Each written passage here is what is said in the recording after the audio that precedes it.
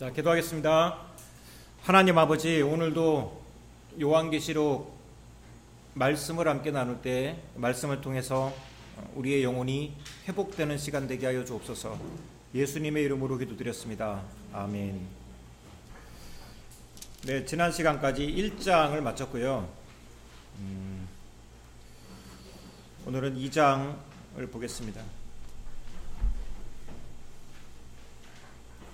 자, 1장에서 사도 요한에게 나타난 예수님께서 하신 말씀이 7교회에게 보내라 하는 것이죠.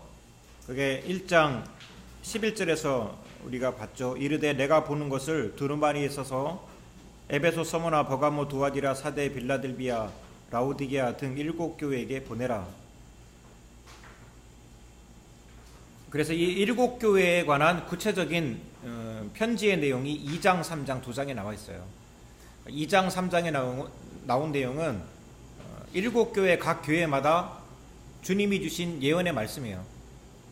그래서 에베소 교회에 주시는 말씀, 서머나 교회에 주시는 말씀, 버가모 교회, 두아디라, 사대, 빌라델비아, 라오디게아 이렇게 4장까지 3장까지 각 교회마다 개별적으로 그 교회에게 주신 예언의 말씀이 7가지로 이렇게 분산돼서 나와 있습니다. 자, 이것은 제가 말씀드렸지만 직접적으로 이 소아시아 7교회에 주신 말씀인과 동시에 또 모든 교회에게 7이라는 숫자를 통해서 모든 교회에게 주신 말씀으로 우리가 해석하고 적용할 수 있습니다. 자, 그런데 이 7교회에게 주신 말씀을 보면 패턴이 동일한 패턴들이 있어요. 동일한 패턴, 어떤 패턴이냐면 각 교회마다 제일 먼저 예수님이 소개되고 있습니다. 자, 에베소 교회 2장 1절에 예수님이 어떻게 소개되죠? 에베소 2장 1절에 에베소 교회에 나타나신 예수님의 모습이 나오죠. 에베소 교회 사자에게 편지하라. 그리고 어떻게 나오죠? 오른손에 7뼈를 붙잡고 7 금초대 사이를 거니시는 이로 예수님이 나타나죠. 에베소 교회는 서머나 교회 2장 8절 서머나 교회 사자에게 편지하라. 처음이며 마지막이요 죽었다 살아나신 이로 나타나시죠. 예수님이 소개되고 있어요. 패턴을 지금 말씀드리는 거예요. 버가모 교회 1장 12절 어떻게 소개되죠? 검을 가지신 이 이렇게 소개되고 있죠. 두아디라 교회 18절 눈이 불꽃 같고 그 발이 빛난 주석과 같은 하나님의 아들이 이르시되 이렇게 소개되고 있죠. 예수님이 3장 1절에 사대 교회는 7영과 7뼈를 가지신 이로 소개되죠. 다 예수님이에요. 예수님인데 각기 다르게 나오고 있어요. 교회마다. 빌라델비아 교회 3장 7절 거룩하고 진실하사 다윗의 열쇠를 가지시니 열면 닫을 사람이 없고 닫으면 열 사람이 없는 그가 이르시되 이렇게 소개되죠. 라오디게아 교회 14절 3장 14절 아멘이시오 충성되고 참된 증인이시오 하나님의 창조의 근본이시니 이렇게 소개되고 있죠. 자, 동일한 패턴을 말씀드리는 거예요. 각 교회마다 주시는 예언 말씀 보면 제일 먼저 뭐가 나오냐면 동일하게 에베소 교회 사자에게 편지하라. 서머나 교회 사자에게 편지하라. 버가모 교회 사자에게 편지하라. 이 말이 똑같이 다 나와요. 그 다음에 예수님의 모습이 소개되고 있습니다. 각 교회마다. 근데 교회마다 다르죠. 7가지로 예수님이 다르게 소개되고 있어요. 자, 예수님이 다르게 소개되는 그 내용들을 우리가 봤는데 보니까 어디서 많이 본 내용 아닌가요? 그렇죠. 1장에 나온 내용이 7가지로 분산돼서 다시 나오는 거예요. 우리가 1장에 사도 요한이 등 뒤에서 나팔과 같은 음성을 듣고 뒤돌아보잖아요. 뒤돌아봤을 때 1장 13절부터 예수님의 본 모습을 묘사하고 있죠. 지난 시간에 봤는데 촛대사의 인자 같으니 발에 끌리는 옷을 입고 머리에 털이 희기 같고 흰털 양도 같고 눈이 불꽃 같고 발이 풀잎분에 반열한 빛난 주석, 많은 물소리, 오른손에 7별, 좌우에 날성검 쭉 나오잖아요. 1장에 이미 사도 요한이 본 예수님의 모습이 7교회에게 7가지로 각기 분산돼서 다시 갈라져서 소개가 되는 거예요.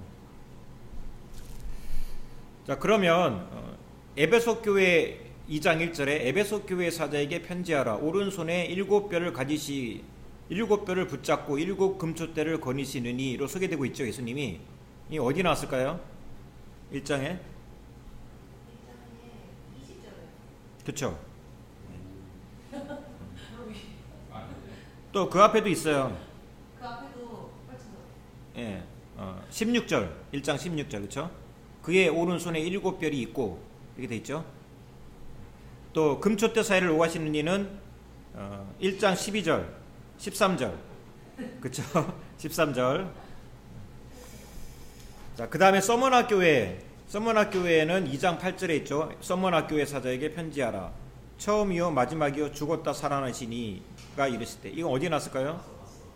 이 완전 앞쪽에 17 아니야. 17절 17, 18절 진짜? 맞네. 그쵸. 처음이요 마지막이요 곧 살아있는 자라 내가 전에 죽었노라 이렇게 돼 있잖아요. 그렇죠? 이게 여기 서머나 교회에 다시 나오죠. 그 다음에 버가모 교회 좌우에 날성검을 가지시니. 이거 완전 있어. 16절 내가 빠른 16절 있죠. 16절 그의 입에서 좌우에 날성검이 나오고. 자, 버가모 교회 12절 좌우에 날성검 했고, 도아디라 교회 18절 눈이 불꽃 같고 그 발이 빛난 주석과 같은 하나님의 아들. 어디 있을까요? 14절 14절과 15절 그렇죠.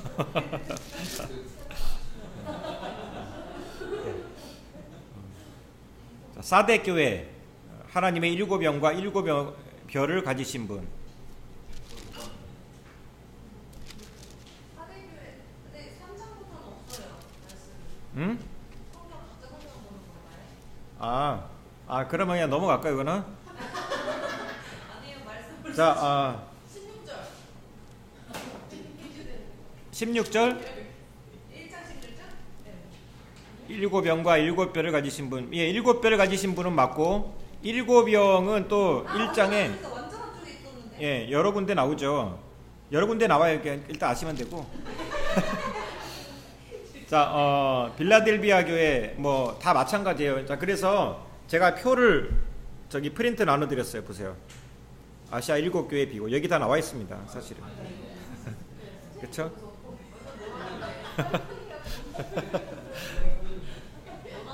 자, 여기 보면 1장 12절에서 18절에 예수님이 각 교회마다 분산돼서 나오죠. 예수님의 이름에서 각 교회마다. 자, 그러면 왜 7교회마다 예수님은 다르게 소개되고 있을까? 왜 그럴까요? 왜냐면은 예.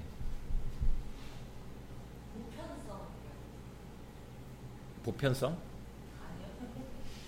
그러니까 그런 꽉찬 빈틈없는. 예, 되게 새로운 통찰을 많이 던져줍니다. 아니, 새롭게 알았어요, 저도. 그 교회마다 필요한 어떤 메시지. 예, 맞아요. 예. 그 교회에 그런 예수님이 지금 필요한 거예요. 그 교회에 그런 모습으로 나타나신 것은 그 교회에 그런 예수님이 필요한 거예요. 그러니까 그렇게 이해하시면 돼요. 그래서 에베소 교회는 오른손에 7뼈를 붙잡고 7 금초대 사이를 거니시는 이로 나오고 있잖아요. 자, 요 정도까지만 하고 이제 구체적으로 좀 이따 하고요. 자, 지금 패턴을 보는 거니까. 이거 말고 또 제가 다음 주에 7교회 전체에 주신 말씀을 표로 또 다시 요약해서 다음 주에 나눠드릴게요. 오늘 나눠드리려고 했는데 너무 많이 드리는 것 같아서 다음 주에 그건 드리도록 하겠습니다. 자, 그 7교회마다 동일한 패턴이 있어요. 자, 첫 번째 명령이죠. 에베소 교회 사자에게 편지하라. 명령 쭉 나오죠. 그 다음에 두 번째는 예수님이 소개가 되고 있다. 그렇죠? 동일하게. 그 다음에 세 번째는 칭찬이 있습니다. 칭찬. 예수님 교회마다 주시는 칭찬의 내용이 있어요. 네 번째는 책망이 있습니다. 왜 이렇게 잘 알지? 예? 옛날에 나랑 공부했나? 어? 나랑 안 했으면 안 했을 것 같은데 공부. 칭찬, 그 다음에 책망, 그 다음에 권면, 뭐 그 다음에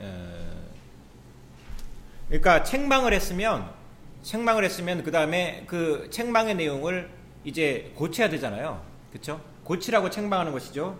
그러니까 만약에 내가 너에게 이런 책망을 했는데 너희 교회에 이것을 지키지 않으면 너희가 어떻게 될 것이다 하는 경고의 말씀을 주세요.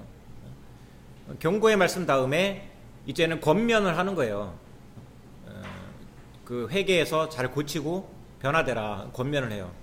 권면의 말씀 다음에 이제 약속의 말씀을 주십니다. 축복의 약속의 말씀. 축복의 약속. 근데 그 축복의 약속의 말씀들은 다 약간 종말론적인 약속이에요. 자, 간단하게만 하나의 예를 들어서 보겠습니다. 그러니까 다시 한번 정리해 볼게요. 첫 번째 명령, 그렇죠? 두 번째 뭐죠? 예수님 소개. 세 번째 칭찬. 네 번째 책망. 다섯 번째 권면. 권면 앞에 이제 경고도 나와요. 경고. 그러니까 합쳐서 권면이라고 할 수도 있고 그걸 두 개로 나눠서 경고와 권면 되겠죠. 그 다음에 마지막에 약속, 축복의 약속, 종말론적인 축복의 약속이에요. 7교회가 다 이 패턴이에요. 똑같이 이런 패턴입니다. 만약에 이제 2장 1절부터 7절까지 나오는 에베소 교회 보내는 말씀을 보면, 자, 에베소 교회 사자에게 편지하라. 오른손에 7뼈를 붙잡고 7 금촛대를 거니시느니로 소개되고, 그 다음에 칭찬이 뭘까요? 2절에 있죠. 내가 내 행위와 수고를 내 인내를 알고 악한 자들을 용납하지 않고 자칭 사도로 하되 아닌 자들을 시험하여 거짓된 것을 내가 드러낸 것, 또 내가 참고 내 이름을 위하여 견디고 게으르지 아니한 것을 아노라. 칭찬이죠. 책망 4절. 그러나 너를 책망할 것이 있나니 너는 처음 사랑을 버렸노라.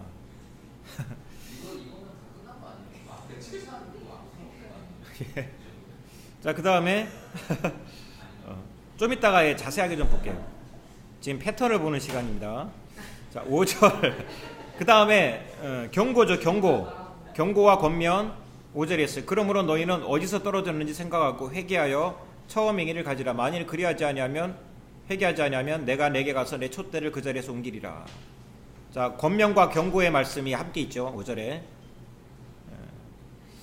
그 다음에 6절 넘어가고 7절 약속의 말씀, 종말론적인 약속의 말씀. 귀 있는 자는 성령이 교회에게 하시는 말씀을 들을지어다. 이기는 그에게는 내가 하나님의 낙원에 있는 생명나무의 열매를 먹게 해주리라.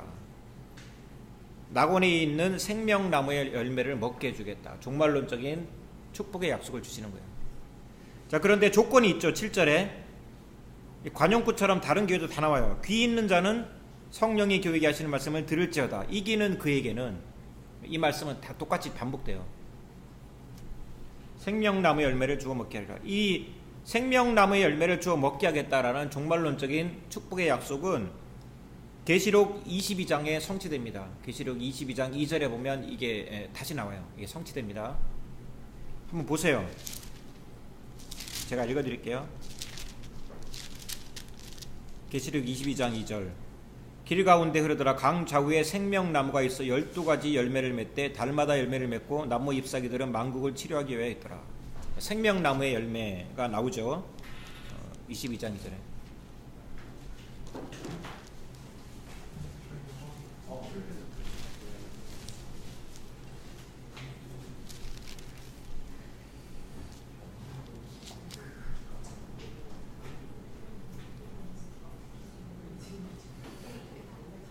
자, 이런 패턴으로 된다는 얘기예요. 자, 명령과 예수님의 소개, 그 다음에 칭찬, 책망, 경고와 권면, 그 다음에 귀 있는 자는 성령의 음성을 들을지어다. 이기는 그에게는 이러이러한 축복을 주겠다.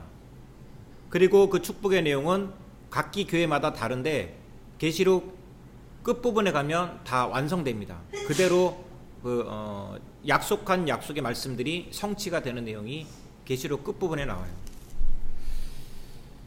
자, 이런 패턴으로 7교회가 똑같이 다 돼 있다. 이렇게 이해를 하시고요. 그 다음에 이런 패턴 하에서 에베소 교회의 말씀 보겠습니다.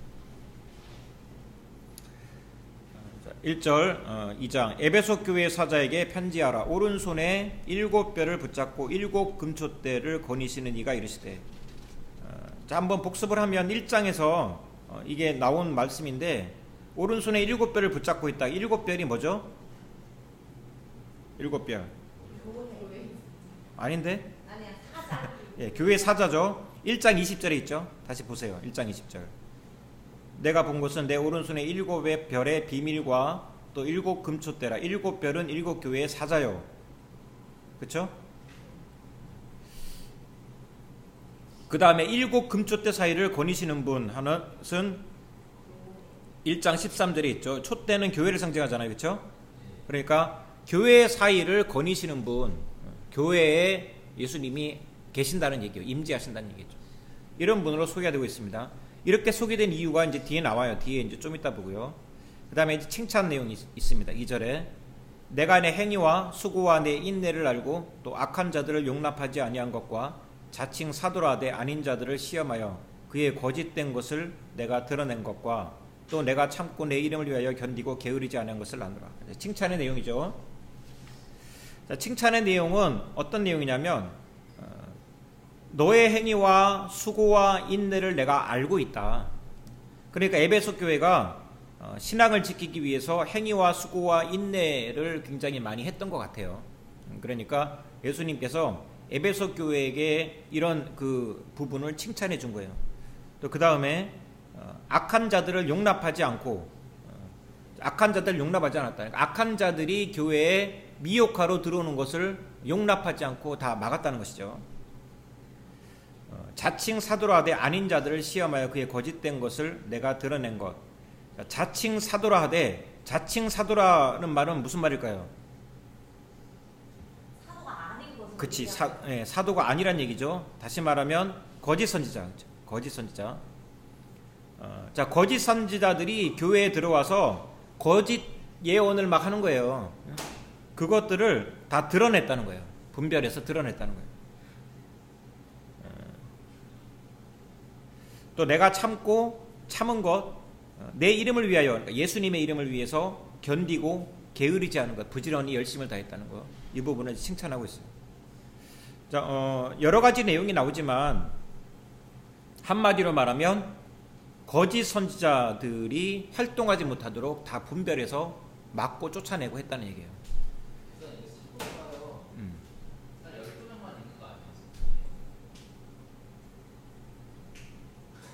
내 생각에 이때는 초대교회가 예. 이게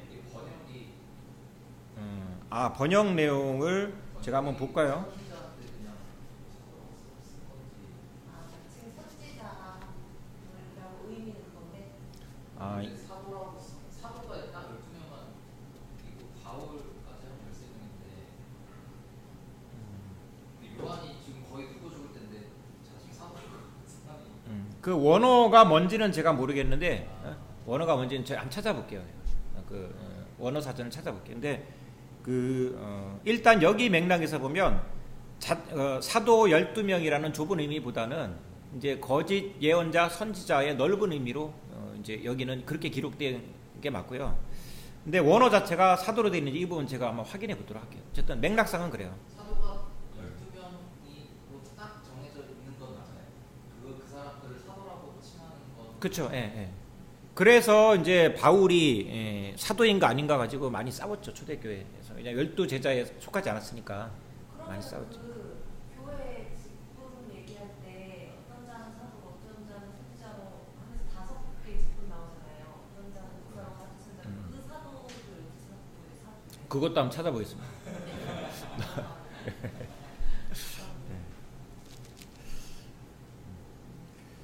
자, 이게 사도라는 말은 이제 아포스톨로스 뭐 그런 말이잖아요, 그렇죠? 보냄을 받은 자, 하나님이 보낸 자라는 의미가 있어요. 근데 뭐 한번 제가 네, 그 맥락상으로는 아까 그 말씀하신 것도 이제 넓은 의미의 어떤 그런 의미인 것 같은데, 그게 원어도 그 사도 그 말인지 번역을 그렇게 한 건지 한번 보겠습니다. 근데 여기서도 맥락상으로는 그거네요. 네. 그렇죠. 그러니까 사도 12사도의 좁은 의미로 보기보다는 거짓 선지자들 이런 이제 넓은 의미로 이해하는 게 좋겠죠.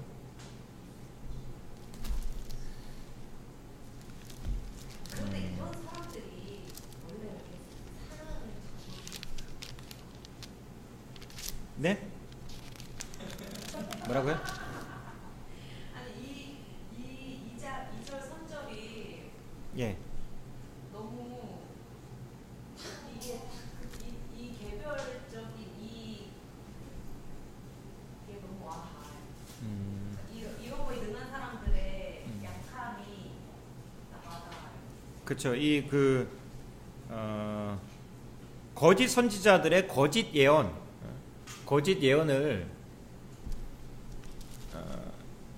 아까 그 얘기를 좀 더 하면 사도행전도 그렇고 서신서도 그렇고 사도라는 표현이 여러 군데 있어요. 제가 원어는 이제 확인해 봐야 알겠지만 꼭 12사도를 지칭하는 게 아니라 어떤 넓은 의미의 어떤 그 사명자의 그런 관점으로 사도라고 표기된 곳들이 여러 군데 또 있어요. 근데 이제 그러니까 그 맥락성으로 보고 12사도가 아니지만 어떤 그런 맥락적인 의미에서 이해하면 될 것 같고, 그런데 원어 부분은 제가 한번 확인해 보도록 할게요. 어쨌든 뭐 다양한 표현들이 있다 그 말씀드리고, 그 다음에 자, 거짓 예언자들의 거짓 예언을 분별했다는 거 하는데 어떻게 분별했을까요? 에베소 성도들은 말씀이죠, 그렇죠? 말씀으로 분별했다는 얘기예요. 말씀으로.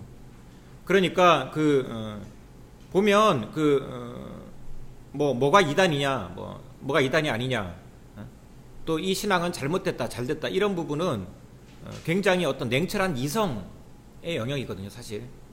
그러니까 에베소 교회 성도들은 굉장히 이성적으로 날카로운 어떤 이성 이런 능력을 좀 가지고 있었던 것 같아요.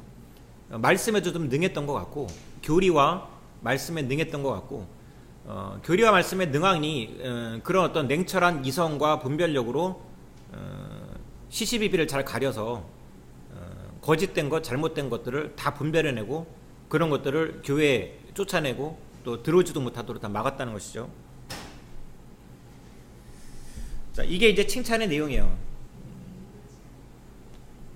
자, 그러니까 우리가 일곱 교회에게 주신 말씀을 이제 모든 교회에게 주신 말씀으로 적용을 한다면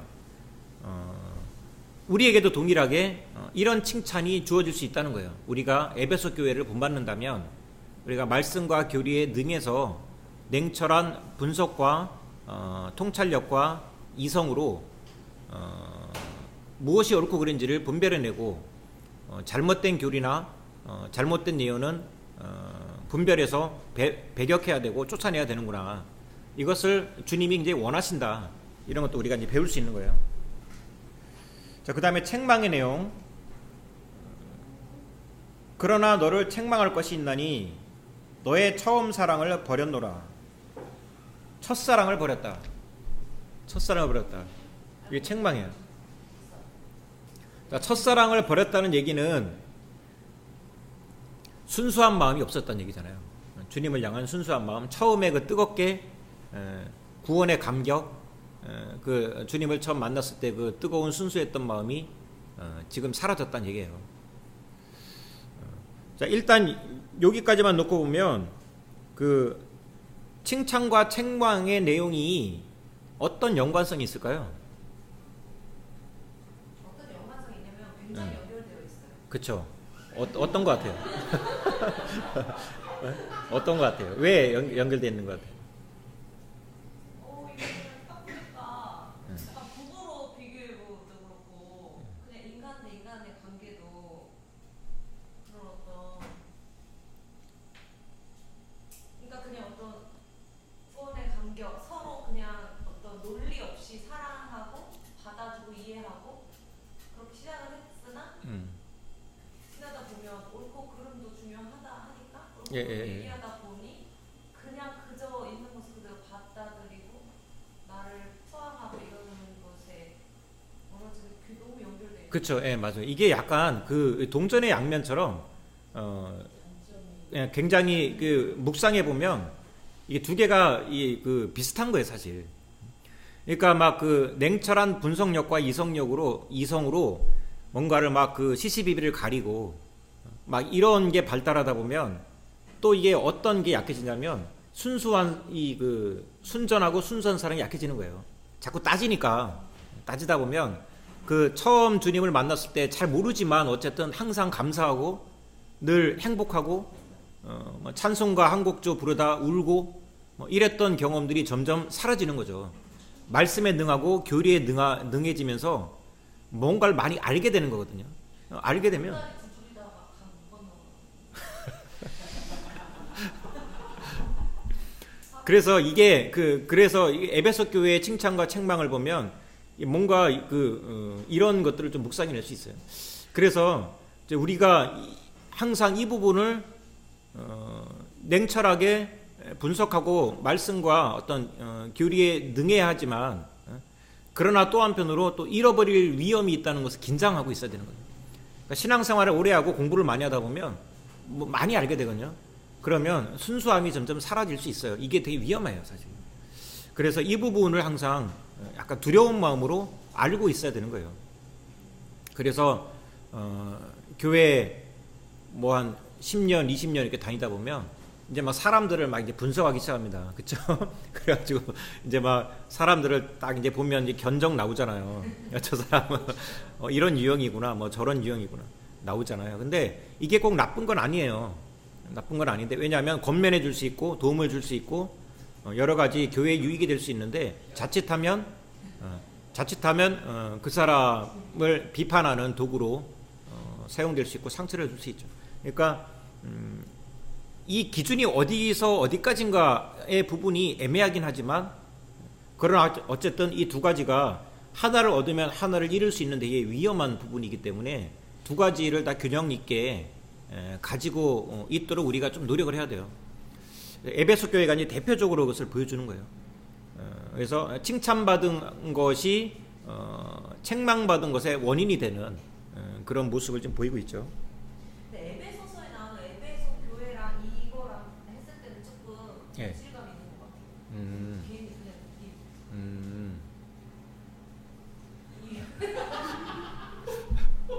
그냥 제 영역을 벗어나는 얘기를 많이 하죠. 새로운 통찰.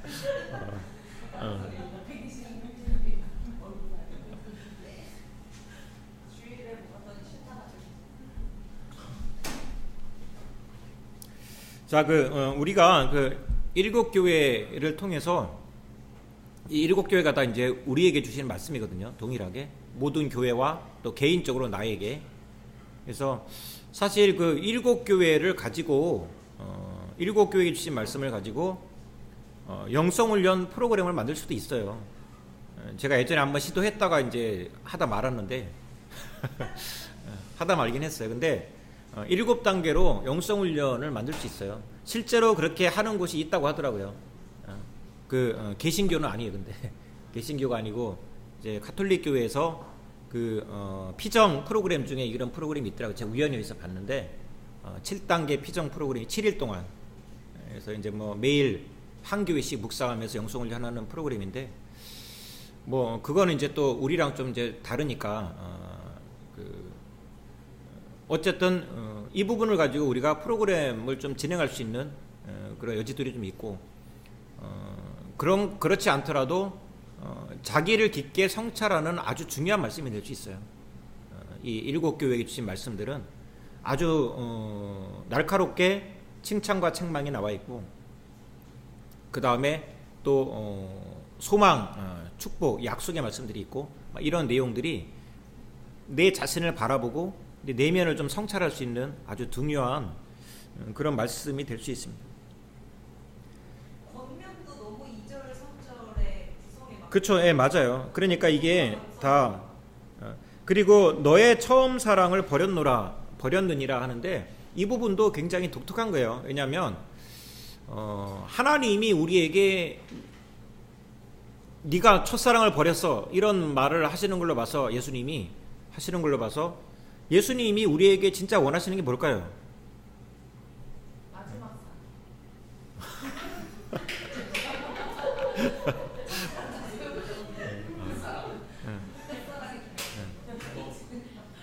우리에게 원하시는 건 사랑이죠, 사랑. 그렇죠, 사랑. 사랑이에요. 근데 사랑이라는 게 좀 애매하잖아요. 그러니까 조금 더 보편적인 단어를 쓰면 감정을 달라는 거예요. 네 감정을 나에게 달라. 이게 되게 독특한 거죠. 그러니까 어떤 종교를 보더라도 신이 인간에게 네 감정을 달라고 요구하는 신이 없어요. 없습니다. 기독교밖에 없어요. 이게 되게 독특한 거예요. 맞네 진짜. 그러니까 다른 종교는 어떤 자기 자신의 내적인 성찰이나 아니면 어떤 행위를 통해서 주고받고 이런 관계인데 기독교는 감정을 요구하세요. 주님이 우리의 감정을 요구하세요. 이게 되게 희한하고 독특한 부분 중에 하나예요.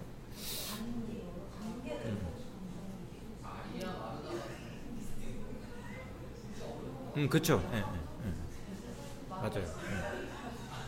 예. 그래서 사실 기독교라는 종교는 이런 면에서 보면은 되게 쉬우면서도 되게 어려운 그런 특성들이 좀 있어요. 그러니까 우리가 어떤 외적인 행위를 가지고 하나님께 사랑을 받는다 안 받는다라고 평가하는 게 너무 힘든 문제이거든. 굉장히 상대적인 거예요. 감정이라는 것은 상대적이죠, 그렇죠? 절대적인 게 아니에요. 그리고 어떤 측량이 불가능한 것이고 철저하게 하나님과 나 사이의 어떤 문제거든요. 둘 사이의 문제거든요. 그러니까 이 부분을 우리가 타인을 평가하기도 참 쉽지 않은 문제이고 또 나도 내가 하나님께 나는 하나님을 얼마큼 사랑하고 있나라고 내 감정의 무게를 달아보거나 측량할 수 있는 영역이 아니거든요. 그러니까 이게 쉬운 부분이 아니에요. 근데 어쨌든 어쩌면 알고 있지 않을까요? 우리는 그렇죠? 내가 주님을 얼마나 사랑할까? 내 감정 정확하게 타인과 비교해서 수치가 얼마다 이런 게 아니라 절대 원칙이 아니기 때문에 그러나 내 감정 상태가 지금 내 감정이 하나님을 지금 순수하게 사랑하고 있다? 그렇지 않다. 이런 부분들은 본인이 알 것 같아요. 깊게 주님과 교제를 가져보면 충분히 알 수 있는 문제가 아닌가 생각이 들고 어쨌든 되게 독특하다. 어떤 신이 인간에게 감정을 요구하는 것이 좀 독특해요. 마치 연인 사이처럼 사랑하는 사이처럼 그런 것들 요구하시는 거예요. 그래서 네 마음을 달라 그랬잖아요. 네 마음을 달라. 내가 너한테 원하는 건 네 마음이야. 그러니까 왜 이 정신이 구약에도 많이 나와 있어요. 그래서 이스라엘 민족이 하나님 앞에 제사를 드릴 때 행위적으로 아무리 많이 드려도 하나님이 싫어하시죠. 싫어하시는 이유가 뭐냐면 네 마음이 없다는 거예요. 하나님이 기뻐하는 제사는 시편 51편에도 나와 있죠. 하나님이 기뻐하는 제사는 상한 심령과 통회하는 마음이다. 그러시거든요. 그러니까 황소 100마리 바쳐도 하나님이 기뻐하시는 게 아니에요. 한 마리를 바쳐도 마음이 담긴 한 마리. 그러니까 중요한 건 마음이 전제된 이후에 그 다음에 어떤 행위들이에요. 물론 행위도 중요합니다. 행위가 중요하죠. 근데 전제 조건은 일단 마음이 거기 실려 있어야 된다. 이게 중요한 거예요. 그래서 하나님이 제사 때 소를 바쳐라. 소를 바쳐라 그러면 그 바치라고 하신 그 의도는 소고기가 먹고 싶어서 바치라고 하신 것이 아니죠. 그것을 통해서 네 마음을 받고 싶다는 거예요. 감정을 원하는 거예요. 자, 그래서 굉장히 본질적입니다. 사실 어떻게 보면 신앙생활이라는 건 굉장히 본질적이고 관계 중심적이에요. 그래서 어떻게 보면 되게 어려운 문제이기도 해요. 그렇죠? 어려운 문제이기도 하고. 자, 에베소 교회에게 주신 칭찬과 책망의 말씀 다음에 보면은 경고와 권면과 경고의 내용이 있어요. 첫사랑을 잃어버렸다고 하는데 그러면 어떻게 해야 될 것인가? 빨리 이 부분은 바꿔야 되잖아요. 그 내용이 5절에 나온 거예요. 그러므로 어디서 떨어졌는지 생각하고 회개하여 처음 행위를 가지라. 만일 그리하지 아니하고 회개하지 아니하면 내가 내게 가서 내 촛대를 그 자리에서 옮기리라. 자, 행위를 또 가져가. 아니 아주 이성을 요구하셨어요. 어디서 떨어졌는지 생각하고. 자, 3단계죠. 3단계. 이것을 해결할 수 있는 방법은 3단계예요. 1단계는 뭐죠? 어디서 떨어졌는지 생각하라. 생각해라. 두 번째 2단계는 회개해라.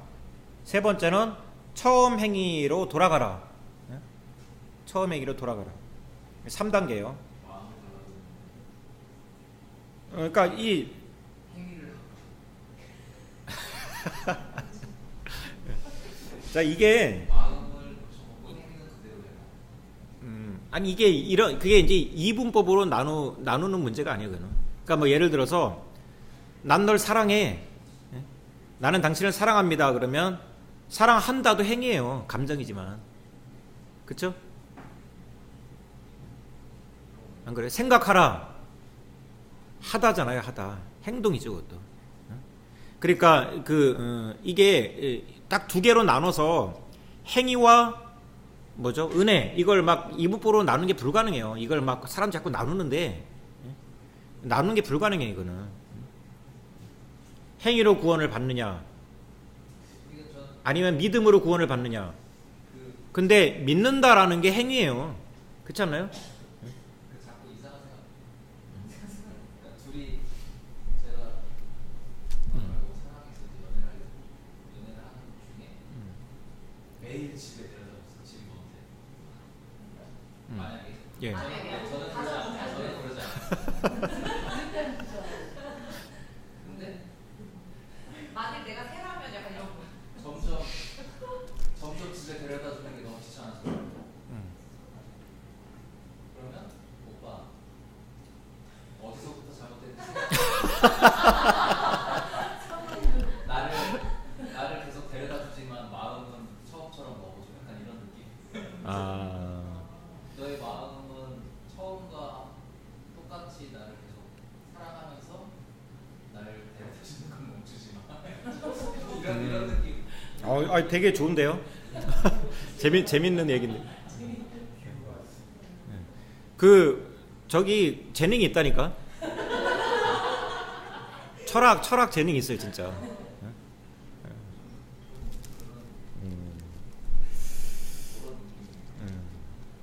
오빠 나 안 데려다줘도 돼 이게 아니고 나 이제 더 이상 안 데려도 나 오빠의 마음이 갖고 싶어 이게 아니고 예전처럼 그 마음으로 나를 데려다줘 있는 거야. 이게 되게 어려워. 되게 너무 심오해져서 좀 생각해 보겠습니다. 심오한 말을 던졌어는. 자, 어디서 떨어졌는지 생각해라. 이것은 생각해라. 뭐 여러 가지 생각할 수 있겠지만 일단은 내가 지금 첫사랑이 사라졌다 그러면 어디서부터 잘못된 것일까? 이런 것들을 고민해보고 성찰해보란 얘기겠죠. 내가 어디서부터 이렇게 됐을까? 내가 예전에 감정이 잘 안 나타나. 신앙생활 하는데 순수했던 하나님을 향한 사랑, 감격 이런 것들이 잘 안 나타나. 그러면 어디서부터 내가 이렇게 됐을까 하고 생각해 보는 거예요. 그 생각해 보면 어떤 지점들이 분명히 있을 거예요. 그렇죠? 그런 것들을 찾아내는 것이죠. 그래서 어떻게 보면 이 첫 번째 1단계는 굉장히 깊은 어떤 내적 성찰이에요. 자기 자신을 돌아보고 내면을 돌아보는 성찰이죠. 그러니까 이게 되게 중요해요. 이게 이런 행위가 없으니까 이 성장이 쉽지 않은 거예요. 그러니까 우리가 어떤 그 영적으로 성장하고 성숙해진다는 것은 항상 내 행위나 마음 상태에 대해서 생각을 끊임없이 해야 되거든요. 성찰을.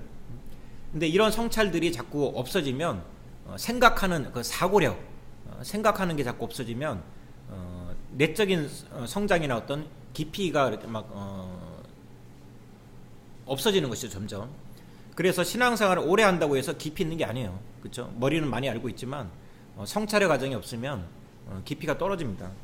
그래서 늘 이 생각하는 부분, 이런 부분들은 우리에게 되게 중요한 문제라고 개인적으로 생각을 해요. 생각하는 거. 그 다음에 이제 회개하는 거, 당연히 이제 이 부분은 중요하겠죠. 그렇죠? 회개하는 거, 하나님 앞에 잘못했다고 용서를 구하고 돌이키는 것이죠. 회개하는 건. 그렇죠? 돌아가는 것이죠. 그래서 처음 행위를 가지라. 그래서 처음의 그 감정, 처음의 행위 이런 것들을 다시 회복하는 것입니다. 자, 이 3단계를 가지고도 아주 깊은 그 영성 훈련의 어떤 그 프로그램으로 만들 수도 있다고 저는 생각을 해요. 이 세 개 가지고도. 자, 만약에 그렇지 않으면 경고죠. 만일 내가 이렇게까지 얘기했는데 그리하지 아니하고 회개하지 아니하면 내가 내게 가서 내 촛대를 그 자리에서 옮기리라. 촛대를 그 자리에서 옮기겠다. 자, 촛대가 뭐였죠? 교회였죠. 근데 그 자리에서 옮기겠다. 이 무슨 말일까요? 내 촛대를 그 자리에서 옮기리라. 그렇죠. 교회의 정체성이 사라진다는 얘기예요. 더 이상 이제 교회가 아니지. 그러니까 똑같이 모양은 교회처럼 보이고 해도 교회가 아니란 얘기예요. 주님이 그 촛대를 치워버리면. 자, 주님은 어디 사이에 거니시는 분이죠? 촛대 사이에 거니시는 분이잖아요. 그런데 거기서 촛대를 가져가 버리시면 거기 주님이 이제 더 이상 안 계신다는 얘기예요. 내 촛대를 그 자리에서 옮기겠다. 이것은 되게 무서운 말입니다. 그렇죠? 무슨 말이에요? 더 이상 예수님이 그 자리에 응? 처음 사랑을 버리는 게 이만큼 심각한, 예수님이 계실 수가 없을 만큼 심각하네요. 예. 그렇죠. 자, 그 다음에 또 하나 에베소 교회에서 예수님이 7 금촛대 사이를 거니시는 분으로 왜 소개가 됐을까요? 이제 드러났죠. 왜 이렇게 소개가 됐냐면 회개하지 않으면 촛대를 그 자리에서 옮기시겠다는 거예요. 그러니까 촛대를 그 자리에서 옮기실 수 있는 권세가 예수님께 있다는 얘기예요. 합당한 자격과 권세가 예수님께 있어요. 그래서 촛대 사이를 거니시는 분이고, 따라서 촛대의 정체성을 유지하시는 분은 예수님이에요. 그러니까 예수님이 마음만 먹으면 촛대를 거두실 수도 있다는 거예요. 그래서 촛대를 거니시는 분으로 에베소 교회에 나타나신 것입니다. 그렇죠? 그래서 어떤 부분에 관해서 이런 부분 생각해 볼 수 있어요. 우리가 교회로서 또 개인적으로도 교회이고 뭐 단체적인 기준도 있지만 우리에게 나타나신 예수님의 모습을 통해서 우리에게 지금 어떤 메시지와 또 무엇이 필요한지 우리가 발견할 수 있는 원리가 될 수 있겠죠. 그렇죠? 근데 이제 어떤 모습으로 나타날지 이 부분은 좀 애매하긴 하지만 어쨌든 우리 교회에 나타나신 예수님, 우리 교회에 드러내시는 예수님의 모습이 또 한편으로는 우리에게 주시는 또 중요한 메시지를 찾는 열쇠가 될 수도 있다. 그런 생각이 듭니다.